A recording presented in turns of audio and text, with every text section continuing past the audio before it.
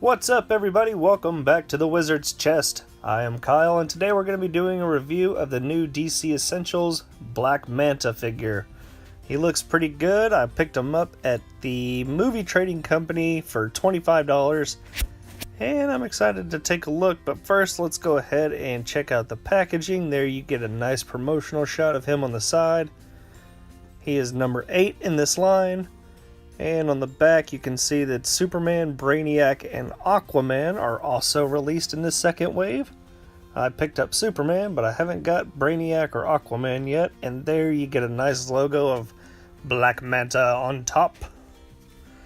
But let's go ahead and bust him out of that plastic confinement to take a closer look. Alrighty, and there's a nice promotional shot of all 4 figures that come in this line. But we're here to talk about Black Manta. So, what are my first impressions now that he's all out of the packaging? I like the way he looks. Definitely aesthetically, they did a good job. He's a good representation of the character from the comics and the cartoon series. You can see that he has a decent paint job all the way around. There is a little chip kind of by his abdomen. I'll get into that later, but I definitely like the way that they gave him a nice glossy sheen on his wetsuit to make him look like he just came out of the water, so that's really cool. He's got his air tank and a place to put his weapons on the back there with the tubes connecting to his helmet. So let's get a measurement on this guy. You can see that he stands just under 7 inches tall. And let's go ahead and take a look at the articulation. He does have a ball joint underneath that big ass helmet of his, so he can look left and right decently. He looks down and then back up without even doing anything, so that's unfortunate. And he can hardly even look up, so he's pretty neutral right there. But his arms can get up about not even 90 degrees, and the arms can go around almost all the way, but inhibited by that tubing back there. He does have double jointed elbows, but they were way too tight. He does have a swivel at the bicep, and he does have swivel at the wrist, as well as hinge at the wrist. So he can go up about that far, and back about that far. So not bad.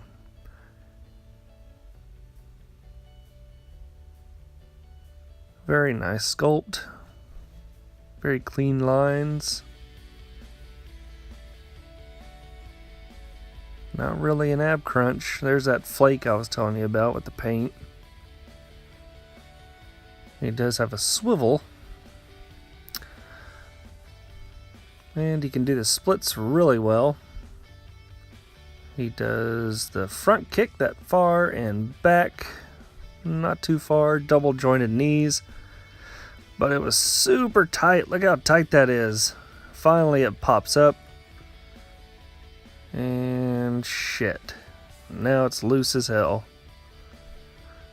That's not cool. And you can see the ball joints are discolored down there too. They don't match the black of his suit, just like the rest of the figures.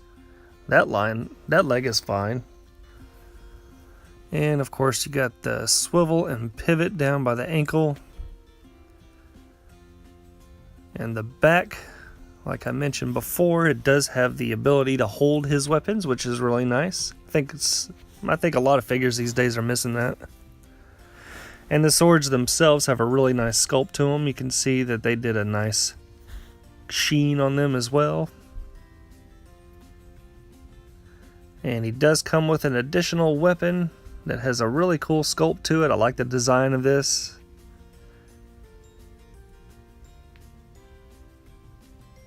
And as far as standing up, well, let's put his swords in real quick. Alrighty, he does have 2 open sword holding hands. He doesn't come with any additional hands. You can see that he doesn't have a great grip on there, but he can hold them relatively well, so it's not too bad. Now let's see him hold this weapon. Well, if I can get it in there. Still working on it. You know what? This is really, really thin plastic and it feels kind of brittle. And this hand, It's way too tough. I don't want to break it, so I will leave it in its slot back there. That kind of sucks.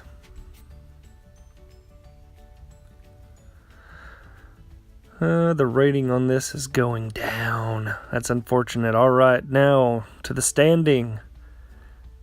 Like the other figures, this one is no exception. It is very top heavy, as you can see, and the ankles are not that strong.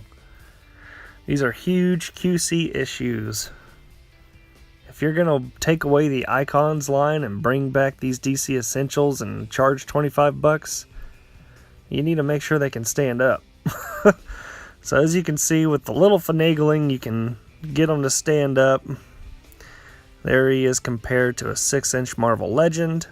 And there he is with the rest of the figures that I've gotten from this line, Flash and Batman. Overall, I say I'd like this figure, but just for the looks, just to have a Black Manta in my collection. You can get him into some decent poses, I guess. His best quality is doing these splits. That's a hilarious picture. But other than that, I would have to give it a 4 out of 10. Not that great. But I am glad to have a Black Manta figure, so hope you enjoyed the review. Bye! Please subscribe.